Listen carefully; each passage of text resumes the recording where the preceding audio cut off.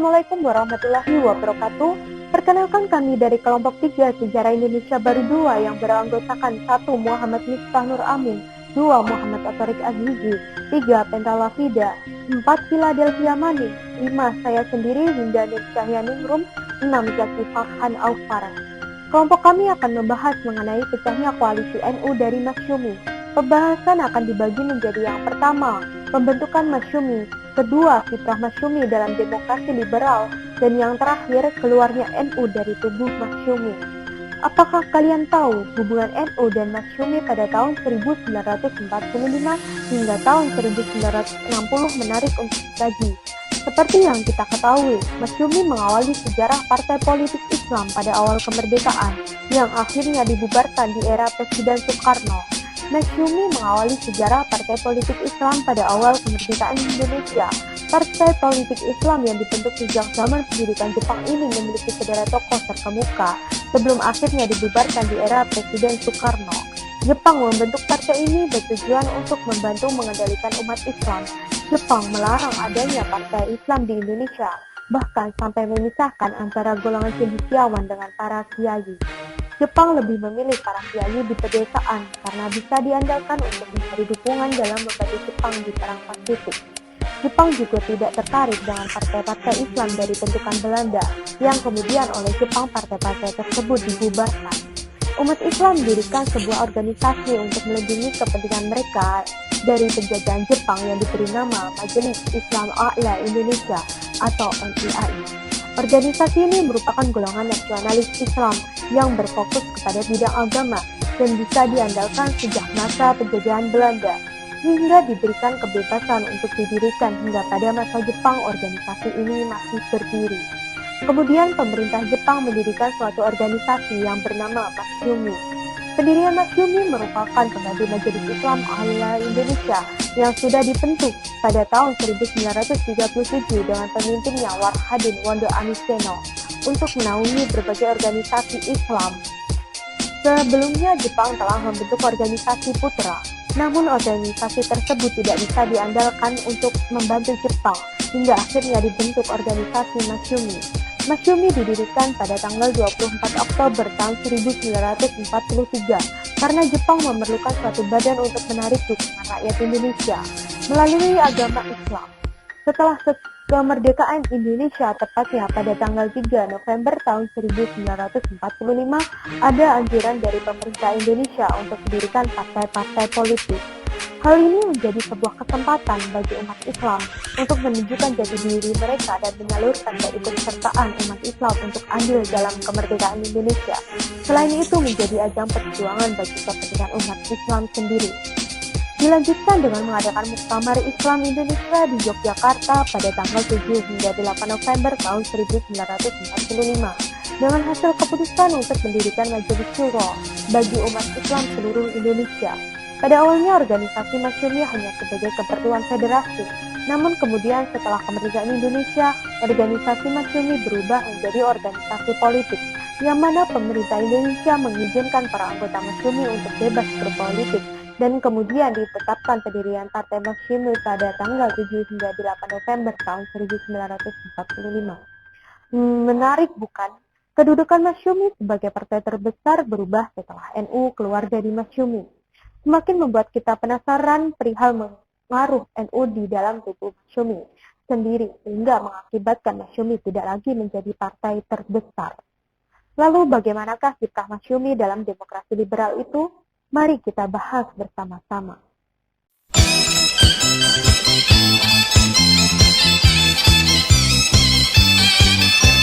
Masyumi merupakan partai raksasa di Republik pasca pengakuan kedaulatan Indonesia. Bahkan Muhammad Nasir yang merupakan kader Masyumi menginisiasi menyatunya kembali negara-negara bagian di luar Republik Indonesia di dalam Republik Indonesia Serikat. Memasuki masa demokrasi liberal, sejatinya posisi Masyumi bisa dikatakan sulit. Partai Masyumi menempatkan 49 kadernya di parlemen dan puncaknya ketika Muhammad Nasir menjadi Perdana Menteri selama setahun antara September tahun 1950 hingga Maret 1951. Kendati mencatatkan sejarah sebagai kabinet pertama, posisi Masyumi tentulah riskan disebabkan perbedaan ideologis. sejak masa perjuangan kembali tertuang dalam sekian percobaan demokrasi pasca kemerdekaan. Natsir gagal merangkul PNI sebagai partai rival.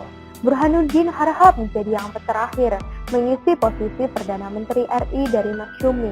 Pada periode ini, Masyumi mendapati posisinya utuh tanpa rival, di mana Masyumi menggantikan posisi PNI dari Ali Sastro Amijoyo. Seperti sebelumnya, Kabinet Burhanuddin Harahap hanya berlangsung setahun antara tahun 1955 hingga tahun 1956. Pada masa demokrasi liberal tersebut terjadi dinamika politik yang tidak efisien. Beberapa kali kabinet harus berganti dalam waktu 9 tahun. Kemudian masalah perpecahan Masyumi dengan rezim dan loyalitas menguat sejak tahun 1956. Masyumi sendiri telah terguncang dari dalam mulai dari peristiwa diskusi keluarnya PSII tahun 1947 dan kemudian nanti NU pada tahun 1952 sebagai salah satu konsorsium besar dalam proyek bernama Masyumi. Nah, kita akan membahas keluarnya NU dari Masyumi setelah ini.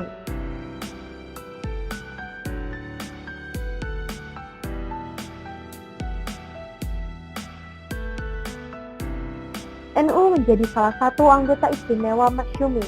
Sebagai pimpinan tertingginya Majelis Syuro dipegang oleh tokoh ulama NU yaitu Kiai Haji Hasyim Asy'ari dan Kiai Haji Wahid Hasyim sebagai salah seorang wakil ketua Majelis Syuro. Kedudukan Majelis Syuro ditegaskan memiliki peranan menentukan dalam kehidupan partai, sehingga NU cukup puas dengan kedudukannya, walaupun pimpinan partai didominasi oleh kelompok pembahari yang biasanya intelektual. Dalam Masyumi, kritik-kritik para pemimpin NU terhadap garis politik yang ditempuh oleh pemimpin-pemimpin Masyumi menimbulkan suatu reaksi yang kurang diperhitungkan, dan seolah-olah pemimpin Masyumi menghadirkan peranan para ulama di dalam percaturan politik. Di dalam Dewan Pimpinan Pusat Masyumi terjadi suatu aliran pikiran yang kuat sekali untuk menyingkirkan peranan ulama dalam percaturan politik. Menurut jalan pikiran mereka, memperkerjakan para ulama dan kiai di dalam tugas politik adalah suatu hal yang tidak ada pada tempatnya. Tugas para ulama dan kiai adalah di surau-surau dan masjid serta pondok pesantren, bukan dalam lembaga-lembaga politik. Oleh pemimpin NU, jalan pikiran yang demikian dianggap menyesatkan dan mengandung maksud jahat terhadap para ulama atau kiai. Dalam pikiran para intelektual Masyumi ini sangat merugikan kedudukan NU yang merupakan himpunan para ulama. Demikian maka isu mengenai peranan ulama atau kiai di dalam percaturan politik ini merupakan bom waktu yang kemudian meledak dan memisahkan NU dari Masyumi.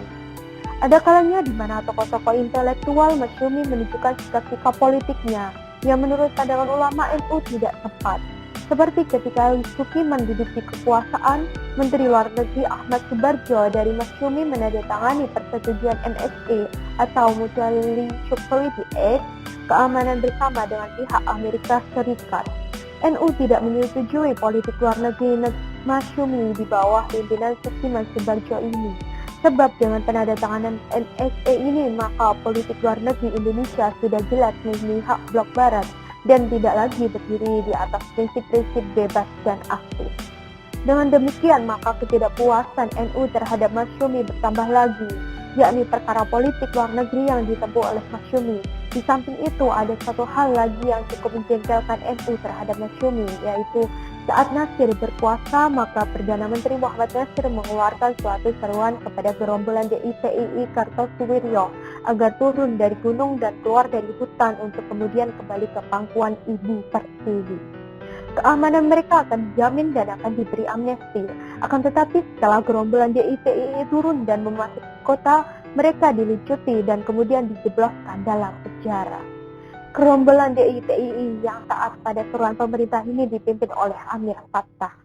Setelah kabinet Nasir jatuh, maka berdirilah kabinet Sukiman Suwiryo. Pada waktu kabinet Sukiman berkuasa di Jawa Tengah terhadap batalion-batalion TNI bekas Hizbullah yang sudah lama memendam rasa dendam terhadap batalion lainnya, sehingga benih-benih peperangan saudara antara batalion TNI di Jawa Tengah. Periode ini kemudian tidak berusaha untuk mencegah adanya peristiwa, yakni peristiwa batalion 426. Setelah terjadinya peristiwa batalion 426 ini, maka tidak sedikit pemuda-pemuda Islam yang menjadi korban fitnah dan ditangkap serta dijebloskan ke dalam tahanan. Politik keamanan Muhammad Nasir di Jawa Barat dan politik keagamaan Sukiman di Jawa Tengah sungguh sangat merugikan umat Islam. Demikianlah maka NU semakin mempunyai alasan yang cukup untuk bertindak terhadap Masyumi. Pertama, NU tidak mungkin dapat menerima usaha-usaha kaum intelektual Masyumi yang berusaha menyingkirkan para ulama dari percaturan politik. Kedua, NU tidak dapat menerima politik pro-baratnya Masyumi. Ketiga, NU tidak puas terhadap politik keagamaannya Muhammad Nasir di Jawa Barat dan Sukiman di Jawa Tengah yang tidak menciptakan keamanan itu. Dalam Muktamar NU yang ke-19 yang berlangsung di Kota Palembang tanggal 26 April sampai 1 Mei 1952 terjadi suatu perubahan besar dalam gerakan ini. Di antaranya adalah pembukaan diri dari Partai Masyumi dan menyatakan berdiri sendiri sebagai partai politik. Ketika itu yang memimpin ketua muda PBNU yaitu Kiai Haji Abdul Wahid Hashim. Pemisahan diri dari Partai Masyumi juga didahului perdebatan yang cukup sengit sehingga akhirnya ditempuh jalan pemungutan suara. Hasilnya 61 suara setuju, 9 suara menolak pemisahan dan 7 suara blanko atau abstain. Nahdlatul Ulama secara resmi memisahkan diri dari Masyumi setelah bersama-sama dalam persekutuan sebagai anggota federasi partai politik sejak zaman kedudukan Jepang sebagai NUAI. NU tetap meminta pengertian dari Masyumi dan mengharapkan agar Masyumi tetap mempertahankan dirinya sebagai badan federatif partai politik yang berdasarkan Islam. Maka dalam keputusan Muktamar ke-19 di samping pernyataan keluar secara resmi dari Masyumi, Muktamar tetap menyarankan agar pelaksanaan keputusan itu tidak menimbulkan goncangan di kalangan umat Islam. Segala sesuatunya harus dirundingkan atau dimusyawarahkan dengan baik. Walaupun tidak punya waktu cukup untuk sosialisasi, namun dalam pemilu pertama tahun 1955, NU muncul sebagai partai ketiga terbesar dengan menarik hampir 7 juta atau 18,41% dari total suara nasional, serta mendongkrak perwakilan di parlemen yang dari 8 orang ketika masih di Masyumi menjadi 45 orang. Kemenangan ini tentu saja melahirkan luapan kegembiraan bagi warga Nahdliyin karena mereka merasa beratnya harapan dalam pertarungan tersebut. Terlebih-lebih, panitia pemenangan pemilu NU sendiri punya prediksi hanya akan memperoleh 20 hingga 25 kursi. Dalam waktu kurang lebih 10 tahun, dua saingan NU yang dipengaruhi dengan kuat oleh alam pemikiran Barat tersingkir dari panggung politik. Masyumi dibubarkan pada tahun 1960 karena keterlibatan beberapa tokohnya dalam pemberontakan PRI, Pemerintahan Revolusioner Rakyat Indonesia. Jadi dapat disimpulkan bahwa meskipun NU keluar dari Masyumi, Partai Masyumi tetap menjadi partai terbesar kedua setelah PNI. Dan bahkan partai terbesar di antara partai Islam lainnya berdasarkan hasil pemilu 1955. Masyumi merupakan partai yang paling luas pengaruhnya di seluruh Indonesia dibandingkan dengan partai-partai.